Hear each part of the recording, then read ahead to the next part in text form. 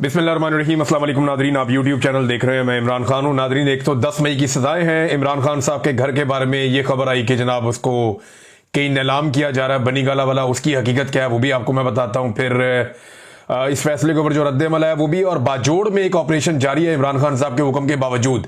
और भी कुछ खबरें हैं, बहुत सारी तफसीलात है, मैं आपके सामने रख लूंगा अगले 10-15 मिनट में। सबसे पहले तो 9 मई के 2 मुकदमात में फैसले आए हैं, और ये 2 अलग अलग मुकदमात हैं। इनमें से एक मुकदमा शादमान थाने का जलाओ घिराव 9 मई के हवाले से, और दूसरा राहत बेकरी का जलाओ घिराव। ये 2 मुकदमात हैं।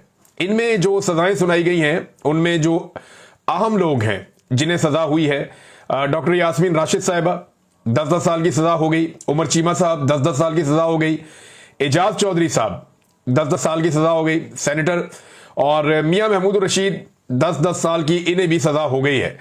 आयशा भुट्टा साहिबा को 10 साल की सजा हुई है, और इमरान खान साहब के गार्ड हाफिज अरशद, इन्हें भी 10 साल की सजा सुनाई गई कैद की। हालांकि उस वक्त वो इस्लामाबाद में मौजूद थे, इमरान खान के साथ उनकी सिक्योरिटी कर रहे थे जिस वक्त बाद में लाहौर में एहतजाज हुआ। तो इतनी जल्दी तो बंदा पहुंच ही नहीं सकता।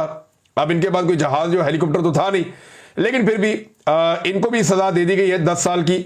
तो यानी जो भी निजाम को लगता है कि इन लोगों को सजा देनी चाहिए तो उन्हें दी जाती है। अब कुछ लोग जो है उन्हें बरी किया गया इन केसेस में, जिनमें शाह महमूद कुरैशी साहब एक बड़ी अहम शख्सियत है। इन्होंने 2 साल तकरीबन जेल काटी है, और अब शायद वो बाहर आ जाए। उनके बाहर आने से ये होगा कि पाकिस्तान तहरीक-ए-इंसाफ को एक ऐसी शख्सियत मिल जाएगी आज़ाद, जो मामलात को देख सकेगी। देखिए, इससे पहले परवेज इलाही साहब बाहर आए, लेकिन वो कुछ भी नहीं कर पाए। पार्टी के लिए कोई फाल किरदार उन्होंने अदा नहीं किया। वो तब से अब तक खामोश हैं और बेहतर वक्त का इंतजार कर रहे हैं। शाह महमूद कुरैशी साहब बाहर आते हैं तो क्या एक्टिव हो पाएंगे, मामलात को कंट्रोल कर पाएंगे, चीजों को अपने हाथ में ले पाएंगे? इमरान खान साहब के साथियों में से एक है, वफादारी उन्होंने निभाई है, बहुत मार खाई है, लेकिन उनके बेटे की वजह से एक कंट्रोवर्सी जन्म ले गई थी, और अभी जो उनको बाइज्जत बरी किया गया है, कुछ लोग इसके ऊपर मुख्तलिफ किस्म की बातें कर रहे हैं। लेकिन ये तो वक्त साबित करेगा कि शाह महमूद कुरैशी साहब बाहर आकर किस तरह के फैसले करते हैं। उनके फैसलों से अंदाजा हो जाएगा लोगों को कि शाह महमूद कुरैशी साहब किस तरफ खड़े हैं। बहरहाल वो बाइज्जत बरी हो गए, ये बड़ी अच्छी खबर है उनकी फैमिली के लिए, और वो बिल्कुल बेगुनाह थे इस सारे मामले में। देखिए, बहुत सारे लोगों का, किसी का बहुत थोड़ा सा कसूर हो सकता है, वो वहां मौजूद हो सकता है, किसी का कसूर हो सकता है कि वो वहां से गुजर रहा हो सकता है। शाह महमूद कुरैशी साहब का तो ये भी नहीं था, तो उन्हें तो बिला वजह ही जेल में डाला हुआ था, और उनको काफी रगड़ा लग चुका है। आयशा भुट्टा साहिबा 10 साल की सजा उनको हुई है।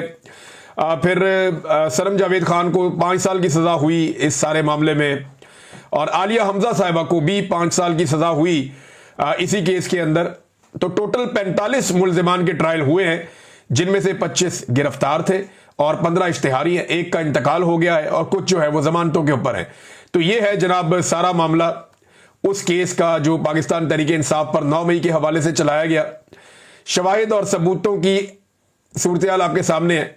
साजिश का मामला जो रखा गया वो भी आपके सामने है कि छोटी सी टेबल के नीचे छुपा हुआ पुलिस वाला, पर्दे और सोफे के नीचे घुसा हुआ पुलिस वाला, ये अब इस साजिश के स्टार गवाहान हैं। साजिश वाला मामला तो अब आपके सामने है। वो पहले दिन से आपको आइडिया है कि वो 2 नंबरी हो रही है। अब ये जो लोग हैं जिन्हें सजाएं दी जा रही, क्या ये क्रिमिनल हैं या ये मुसल्ला लोग हैं? यानी एक खबर आती है पाकिस्तान में कि उजैर बलोच बाइज्जत बरी हो गए, और दूसरी खबर आती है पाकिस्तान में कि यास्मीन राशिद, उन्हें 10-10 साल की सजा हो गई। अब इन दोनों को अगर आप गौर से देखें तो आपको पता चल जाएगा आज पाकिस्तान कहां खड़ा हुआ है। पाकिस्तान की मिलिट्री एस्टेब्लिशमेंट के लिए गुनाह यह नहीं है कि आपने कितने आदमी मारे या कितना आपने दहशत फैलाई। पाकिस्तान की मिलिट्री एस्टेब्लिशमेंट के लिए गुनाह यह है कि आप मिलिट्री एस्टेब्लिशमेंट के मफाद के खिलाफ क्यों चले। यह है असल कहानी। फैसले पर पीटीआई का रद्द-ए-अमल, ये मैं आपको पढ़ के सुना देता हूं कि शदीद रद्द-ए-अमल दिया उन्होंने। 9 मई के पुरतशद्दुद वाकयात के हवाले से लाहौर की इंसदादी दहशतगर्दी की अदालत की जानिब से पार्टी की सीनियर क़यादत और कारकुनों को सुनाई गई सजाएं इंसाफ और अदल के मुंह पर एक तमाचा हैं। ये फैसले कानूनी उसूलों और मुनसिफाना ट्रायल के तमाम तकाजों को नजरअंदाज करते हुए सियासी इंतकाम की बुनियाद पर दिए गए हैं। यह अमर इंतहाई अफसोसनाक है कि इन मुकदमात में शफाफियत को यकसर बालाए ताक रखा गया और मुल्जिमान को अपने दिफा का मौका तक नहीं दिया गया। कानूनी तकादे पूरे किए बगैर देर रात तक बंद कमरों में ट्रायल चलाए गए, और इन ट्रायल्स के अंदर जो है वो सहाफियों को भी नहीं आने दिया जा रहा था। जब ट्रायल्स का इख्तिताम हो रहा था, चीजों को कंक्लूड किया जा रहा था, तो सहाफी क्योंकि रिपोर्ट करते थे, जो भी अदालत के अंदर ऐसी चीजें हो रही थी जो नाइंसाफी पर मबनी थी, तो फिर सहाफियों का दाखिला भी बंद कर दिया गया। ये ट्रायल बिल्कुल वैसे ही किया गया जैसे मिलिट्री कोर्ट्स के अंदर ट्रायल हुआ था। बहरहाल पाकिस्तान तहरीक इंसाफ ने उसके ऊपर जो है वो इस सजा सुनाना आइन और इंसाफ दोनों का मजाक करार दिया है और एक तयशुदा स्क्रिप्ट के तहत ये फैसले सुनाए जा रहे हैं। जाहिर होता है कि इन फैसलों का मकसद सिर्फ और सिर्फ तहरीक इंसाफ को दीवार से लगाना और इसकी क़यादत और कारकुनों को खौफजदा करना है। तो नाज़रीन, सादी सी बात यह है, वन लाइनर, ये जज हैं जनाब मंजर अली गुल साहब, इन्होंने ये फैसला सुनाया। जज मंजर अली साहब ने, ये अगर तस्वीर आप इनकी देख भी लें तो अब जनाब ये हैं जज साहब जिन्होंने ये फैसला सुना दिया। एक तरफ उज़ैर बलूच की बाइज्जत बरी होने की खबर आती है, दूसरी तरफ यास्मीन राशिद, आलिया हमजा, सनम जावेद खान और आयशा भुट्टा को 5-5, 10-10 साल की सजाएं सुनाने की खबर आती है। ये इस वक्त पाकिस्तान की सूरत हाल है। अब आए नाजरीन, इमरान खान साहब का घर बनीगाला वाला, सुबह खबर आती है कि जनाब उनको फरोख्त किया जा रहा है या उसको नीलामी उसकी हो रही है और फिर हर तरफ शोर मच जाता है। सलमान अकरम राजा साहब भी एक ट्वीट कर देते हैं इसके बारे में, वो ये कहते हैं जी मुझे इसके बारे में भी पता नहीं था, लेकिन अभी ये खबर आई है तो इसके ऊपर फिर हम देखेंगे। लेकिन ऐसा हुआ कुछ नहीं, बल्कि ये इमरान खान साहब का बनीगाला का घर नीलाम नहीं हो रहा था, क्योंकि देखिए नीलामी का कोई अदालत से ऑर्डर ही नहीं है ना। वैसे तो पाकिस्तान में कुछ भी हो सकता है, लेकिन बनीगाला का जो घर है इमरान खान साहब का, उसकी नीलामी का कोई ऑर्डर नहीं था। लोगों ने इसको ऐसे लिया क्योंकि जो इश्तिहार लगा हुआ था ना, उस इश्तिहार पे इमरान खान साहब का ऊपर नाम लिखा हुआ था और बनीगाला लिखा हुआ था। तो नॉर्मली आदमी को यही लगता है, मुझे भी पहले इश्तिहार पढ़ के यही लगा कि ये ऐसे ही है, लेकिन फिर मैंने 2-4 लोगों से रब्ता किया तो उन्होंने बताया नहीं, ये प्रॉपर्टी मलिक रियाज की और फराह खान की है। यानी कुछ प्रॉपर्टी जो है वो मलिक रियाज के बेटे अली रियाज के नाम पे थी और कुछ जो है वो फराह खान की प्रॉपर्टी थी जो बुशरा बीबी की दोस्त हैं। फराह खान बहुत सारे हवालों से कंट्रोवर्शियल हैं, पंजाब में ट्रांसफर पोस्टिंग के हवाले से भी इनका नाम आता रहा है और कुछ करप्शन के हवाले से भी इनका नाम आता रहा है, लेकिन अभी तक इनके खिलाफ कोई ऐसी चीज पकड़ी नहीं गई और ये काबू भी नहीं आई, ये पाकिस्तान से बाहर चली गई थी। और बुशरा बीबी की क्योंकि ये ताल्लुक वाली थी तो बुशरा बीबी को इनके जरिए से लपेटा जाता है, लेकिन बुशरा बीबी के खिलाफ अभी तक कोई चीज वैसे साबित करने में रियासत नाकाम रही है। बहरहाल फराह खान वाला मामला जो है ये पहले भी मशकूक था और आज भी है, और ये जो नीलामी हुई है इसमें 2 लोगों की प्रॉपर्टी थी, अली रियाज की जो मेरी इत्तला के मुताबिक है और फराह खान की थी। अली रियाज की 405 कनाल की जो अराजी है, 405 कनाल, ये इसके बारे में है कि ये सेल हो गई है, ये बिक गई है और फी कनाल जो है वो 34,20,000 रुपए के हिसाब से बिकी है। तो कीमत तो बड़ी अच्छी, यानी ये सस्ती बिक गई है, जिसने खरीदी है वो तो मुनाफे में रहा है। 34 लाख रुपए कनाल तो इस्लामाबाद में जमीन मिलती ही नहीं है। अगर किसी को 34,20,000 रुपए कनाल के हिसाब से जमीन मिल गई इस्लामाबाद बनीगाला में तो वो बड़ा लकी आदमी है। तो अली रियाज वाली 405 कनाल अरादी तो ये ऐसे गई, जबकि फराह खान की जो जमीन है वो नहीं बिक सकी। टोटल 2 लोग आए जो इस बोली में शामिल हो रहे थे, यानी लोगों की दिलचस्पी भी नहीं, लोगों को आइडिया है कि ये जमीनें कैसे बिक रही हैं और क्या हो रहा है, कल को पता नहीं क्या होगा, अदालत से कोई ऑर्डर आ जाएगा, बिला वजह मुशक्कत करने की जरूरत नहीं है। ये चीजें शरीफ खानदान के साथ भी होती रही हैं, लेकिन उनके तो बड़े सीरियस मुकदमात थे करप्शन के।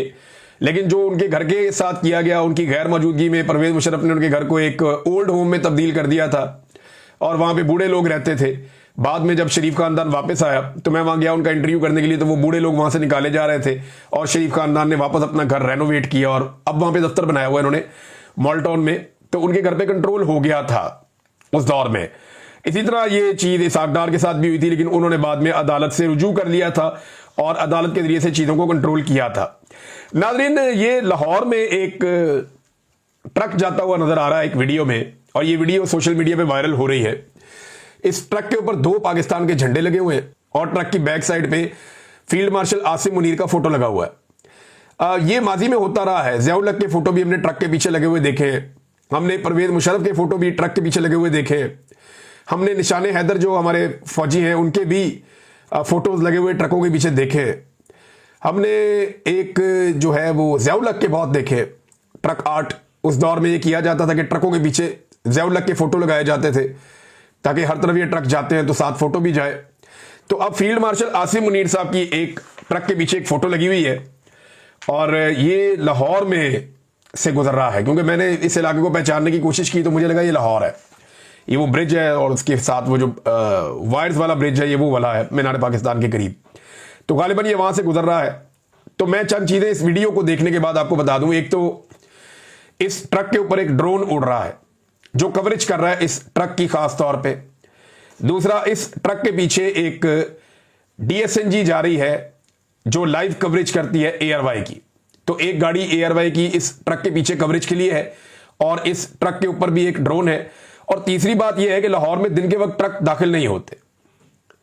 जब तक मुझे पता है कानून का आखिरी खबरें आने तक, तब तक तो लाहौर में यह कानून नहीं था कि दिन के वक्त ट्रक लाहौर में दाखिल हो। और ये दिन की रोशनी में ट्रक जा रहा है इसके ऊपर, क्योंकि आसिम मुनीर साहब का फोटो है तो इसको दिन क्या रात क्या, ये जब मर्जी जहां मर्जी चला जाए। तो इस ट्रक को दिन के वक्त लाहौर में से गुजारा गया है। ये प्रोडक्शन है मेरे ख्याल में। तो आसिम मुनीर साहब को ऐसी ब्रांडिंग की क्या जरूरत है, ये समझ नहीं आ रही, या उनकी ये ब्रांडिंग क्यों की जा रही है। यानी अगर आप अलाउ करें तो पूरे पाकिस्तान के जो ट्रक वाले हैं मियां वाली से आते हैं ज्यादातर, तो ये तो सारे इमरान खान का फोटो लगा देंगे अपने अपने ट्रक के पीछे। अताउल्ला ईसा खेलवी का फोटो बहुत ज्यादा लगाया ट्रकों के पीछे, मियां वाली के जो हमारे ड्राइवर साहबान है उन्होंने। तो ये क्या जरूरत पड़ी है कि इतनी ब्रांडिंग की जा रही है आर्मी चीफ की, क्यों बार बार अवाम का पैसा इन चीजों पर लग रहा है, ये बात मेरी समझ से बाहर है। बहरहाल ये शाह से ज्यादा कुछ लोग शाह के वफादार भी होते हैं, लेकिन ये वीडियो जो है सारी कहानी खोल रही है कि ये कोई नेचुरली कोई वीडियो नहीं है, ये बाकायदा ब्रांडिंग की जा रही है फील्ड मार्शल आसिम मुनीर साहब की। किस मकसद के लिए की जा रही है, अभी आने वाले दिनों में उनकी एक्सटेंशन का एक मामला है। 29 तारीख के बाद वो क्या आर्मी चीफ रहेंगे या नया आर्मी चीफ आएगा, या उन्हें एक्सटेंशन 2 साल की मिलेगी या 5 साल की मिलेगी, इसके बारे में अभी कुछ आइडिया नहीं है, कुछ कहा नहीं जा सकता। लेकिन इस वक्त उनकी ये ब्रांडिंग करने का मकसद क्या है ये समझ आ जाती है। नाज़रीन, एक और चीज है, बाजोड़ की सूरत हाल लगातार खराब हो रही है। वहां पे एक ऑपरेशन चल रहा है और लोग कैंपों के अंदर बेयारो मददगार पड़े हुए हैं। जो लोग नकल मकानी कर आए हैं उनके लिए हुकूमत ने किसी किस्म का कोई बंदोबस्त नहीं किया। वो मुख्तलिफ इलाकों में रिहाइश पदीर हैं बेचारे, उनके लिए सर ढांकने के लिए भी जगह नहीं है कुछ लोगों के लिए। सूबाई हुकूमत ने और वफाकी हुकूमत ने कोई खास इकदाम नहीं किए। जो वहां मकामी सहाफ़ी है वो ये बता रहे थे, हमारे एक सहाफ़ी हैं जाहिद खान साहब, वो सुबह नाश्ते का सामान और खाना पीना लेकर गए थे बहुत सारे लोगों के लिए। उन्होंने अपील भी की है कि ये लोग आपके मेहमान हैं, ये मुसीबत के मारे हैं, अपने इलाके छोड़कर आए तो इनकी मदद करें। तो मेरी भी पाकिस्तानियों से गुजारिश है, जिन जिन इलाकों में ये लोग आते हैं, जिनके इलाकों में ऑपरेशन किया जा रहा है, इनकी मदद करें। दूसरा एक और चीज ये है कि इमरान खान ने अली अमीन गंडापुर को कहा था कि अगर ऑपरेशन नहीं रुकवा सकता तो इस्तीफा दे दो। अब वो बजाय इसके कि ऑपरेशन रुकवाएं, वो कर्फ्यू लगाने का ऐलान कर रहे हैं अली अमीन गंडापुर साहब, और जगह जगह कर्फ्यू लगा रहे हैं और कर्फ्यू के बाद वहां पे ऑपरेशन हो रहे हैं। तो इस वक्त बाजोड़ में एक ऑपरेशन जारी है, मिलिट्री ऑपरेशन, जिसे इमरान खान साहब ये समझते हैं कि ये मसाइल का हल नहीं है बल्कि इससे मसाइल बढ़ जाते हैं। लेकिन गंडापुर साहब ऑपरेशन रुकवाने की बजाय ऑपरेशन में सहूलतकारी कर रहे हैं और लोग नकल मकानी भी लोगों की हो रही है, उनका ख्याल भी नहीं रखा जा रहा। दूसरी जानिब जो है वो लोगों के घर और उनकी इमारतें वो तबाह हो रही हैं, कोलेटरल डैमेज भी साथ साथ हो रहा है। और अली अमीन गंडापुर साहब कर्फ्यू लगाकर मदद भी कर रहे हैं, जबकि इमरान खान साहब से मिलने से अली अमीन गंडापुर साहब गुज़िश्ता काफी लंबे अरसे से कतरा रहे हैं। वो इमरान खान साहब से मुलाकात करने भी नहीं गए। उनका एक जूनियर है, बहुत जूनियर है, बैरिस्टर सैफ, वो मुलाकात के लिए चला जाता है और आकर अली अमीन गंडापुर साहब को बता देता है, उसको मिलने दिया जाता है, अली अमीन गंडापुर को नहीं मिलने दिया जाता। ये तो सवाल ही पैदा नहीं होता।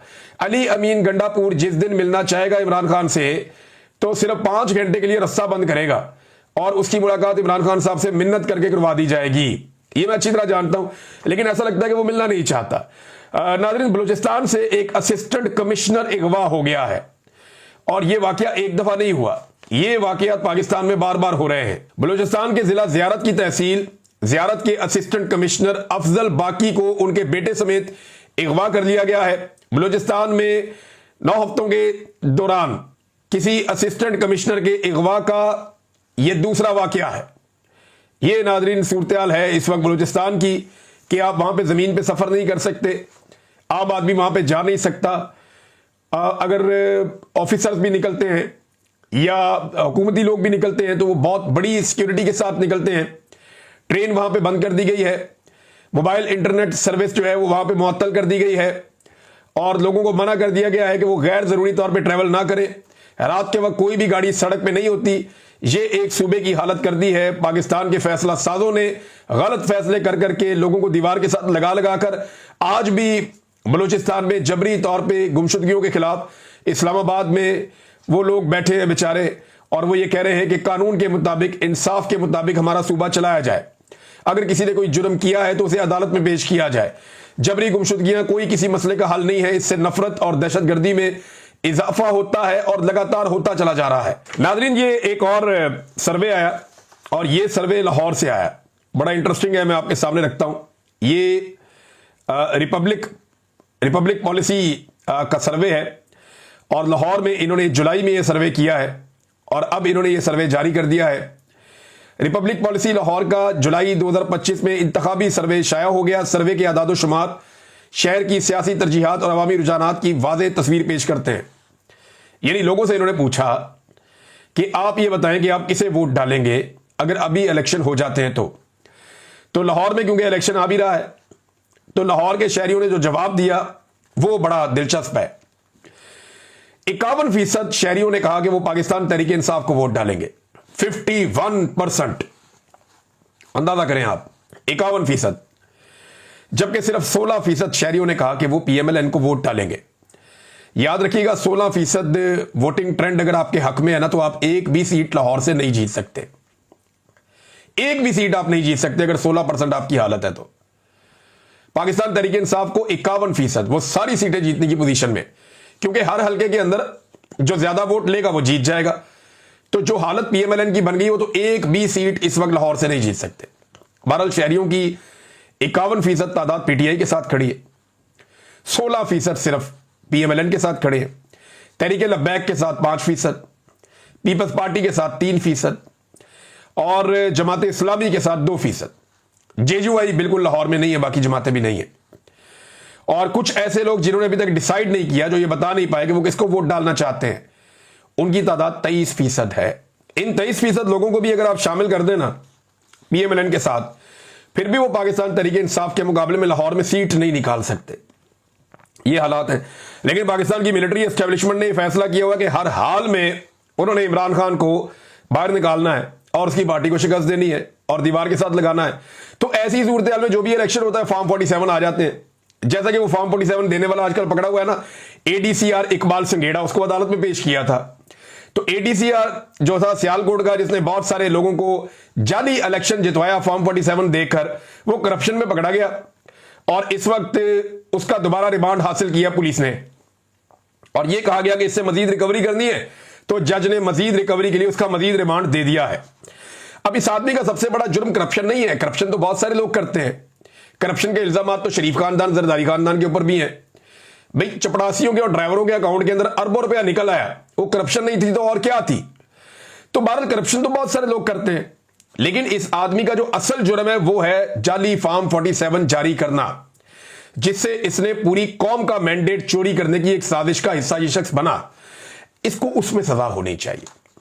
ये जितने भी आरोप है ना, इनको सजा होनी चाहिए जाली फॉर्म 47 जारी करने के मामले में। करप्शन बहुत छोटा जुर्म है इसके मुकाबले में। आपने पूरी कौम के साथ खियानत की, पूरी कौम ने वोट कहीं और डाला, आपने वोट कहीं और से निकाल दिया। अवामी फैसले के बरखिलाफ आपने एक जाली फॉर्म 47 जारी कर दिया कि ये वाला उम्मीदवार कामयाब है, सिर्फ एस्टेब्लिशमेंट के दबाव में आकर या अपनी ख्वाहिशात पूरी करने के लिए।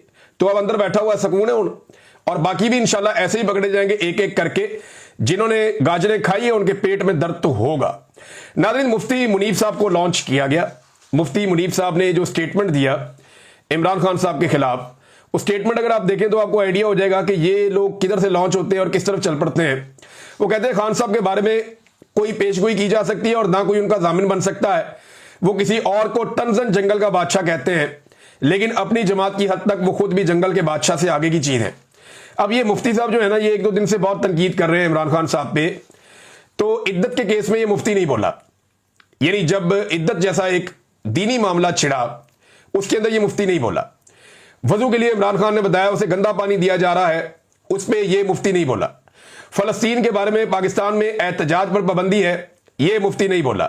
जनरल कुरैला को, जिसने ईरान के ऊपर अटैक करवाया, जिसने हर जगह पे वो फलस्तीनियों की या हमास की मुखालफत करता है और इसराइल की हमायत करता है, उसको पाकिस्तान में अवार्ड से नवाजा गया, यह मौलवी नहीं बोला। ट्रंप को नोबेल इनाम के मामले में यह मौलवी नहीं बोला। खवातीन को सड़कों पे घसीटा गया, चादर और चार दीवारी का तकद्दुस बार बार पामाल किया गया, यह मौलवी नहीं बोला। लेकिन अब सोशल मीडिया के खिलाफ यह बोल पड़ा, इमरान खान के खिलाफ यह बोल पड़ा। तो अब आप अंदाजा करना हर आदमी कहां कहां से कंट्रोल हो रहा है। वैसे सोशल मीडिया के खिलाफ ऐसा लगता है कुछ बड़ा होने जा रहा है। उसकी वजह यह है कि आसिम मुनीर साहब भी, उनके कुछ और जानने वाले भी, ये 2-4 मौलवी भी, और इनके अलावा बलूचिस्तान का जो वजीर आला है वो भी, अब ये सारे लोग एक साथ यकजुबान होकर सोशल मीडिया को टारगेट करना शुरू हो गए हैं। तो ऐसा लगता है कि मुल्ला मिलिट्री अलायंस जो है वो एक दफा फिर एक्टिव हो गया है और अब सोशल मीडिया को ये टारगेट करने की कोशिश करेंगे। नाज़रीन, 2 छोटी छोटी खबरें ज्यादा आपको बता दूं। एक तो शहजाद फारूक जो है वो अदालत में उसका केस लगा और वो बाजियाब हो गया, ये बड़ी अच्छी बात है। लाहौर से इसको गिरफ्तार किया गया था और वीडियोज मौजूद होने की वजह से केस बड़ा मजबूत था, तो पुलिस ने गिरफ्तार किया था, फिर पुलिस फंस गई, लिहाजा अदालत में जैसे ही केस लगा तो शहजाद फारूक बाजियाब हो गया। पाकिस्तान तहरीक इंसाफ का कारकुन है, अब्बास फारूक का भाई है, ये बहुत अच्छी बात है। दूसरा जो है वो सिंध में खबर एक आ रही है कि 14 अगस्त के मौके पर दफा 144, ये बहुत अजीब चीज लग रही है मुझे कि 14 अगस्त तो जश्न आजादी लोग मनाते हैं, तो दफा 144 क्या वाकई ये हो सकता है? खबर तो एक आई है, इसकी कंफर्मेशन कुछ लोग दे रहे हैं, लेकिन सिंध की गवर्नमेंट को सोचना चाहिए कि 14 अगस्त यौम आजादी और दफा 144 सिर्फ पाकिस्तान तहरीक इंसाफ के डर से, या इस डर से कि वहां पे इमरान खान के नारे लग जाएंगे और आपको कोई मुंह नहीं लगाएगा। अब तक के लिए इतने, अपना ख्याल रखिएगा, अपने चैनल का भी। अल्लाह हाफिज।